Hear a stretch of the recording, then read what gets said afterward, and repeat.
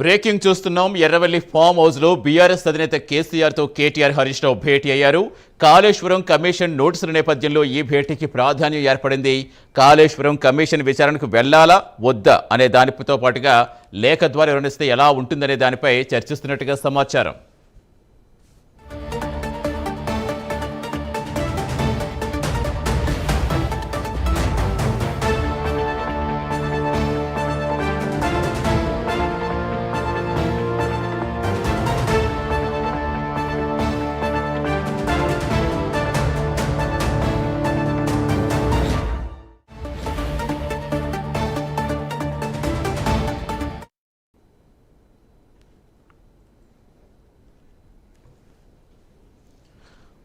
పూర్తి సమాచారం ఇచ్చేందుకు మా కరెస్పాండెంట్ చందు జనతలు. చందు, ఒక్కసారిగా కాళేశ్వరం కమిషన్ నోటీసులతో తెలంగాణ రాజకీయాల్లో హీట్ పెరిగింది. అసలు ఏంటి ఇప్పుడు లేఖ ద్వారా ఇస్తారా, అటెండ్ అవ్వాలా? ఖచ్చితంగా అసలు నోటీసులో ఏం పేర్కొన్నారు, ఏం జరిగే అవకాశం ఉంది?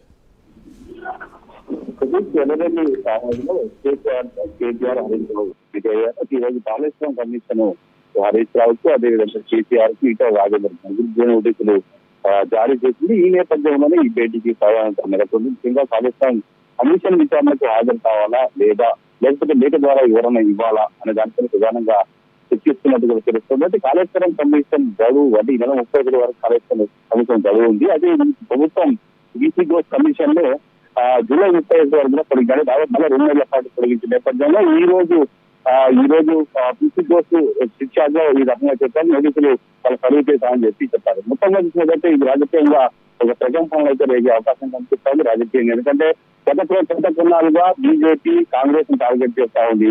కాళేశ్వరం కమిషన్ కావచ్చు, విద్యుత్ కమిషన్లు పాలయాపన చేస్తున్నారు. ఎందుకు వారిని పిలవడం లేదు, వాళ్ళు ఎందుకు అరెస్ట్ చేయలేదు అనేటువంటి ఆ యాంగిల్ లో బీజేపీ రైతులు మాట్లాడుతున్నారు. ఎంత కూడా ప్రభుత్వానికి చాలా ఇబ్బందిగా మారిన నేపథ్యంలోనే ఈ రోజు నోటీసులు సర్వయ్యాయి. అయితే దీంతో ప్రధానంగా కాళేశ్వరం కమిషన్ సంబంధించి బేడిపేట బ్యారేజ్ తిరిగిన తర్వాత కమిషన్ వేశారు. తర్వాత విచారణ 14 నెలల పాటు కూడా విచారణ కొనసాగుతాయని ముఖ్యంగా ఆనాడు ఉన్నటువంటి ఏజెన్సీలు విచారించారు. అదేవిధంగా ఇంజనీర్లు విచారించారు, అదేవిధంగా ఈఎన్సీలను విచారించారు.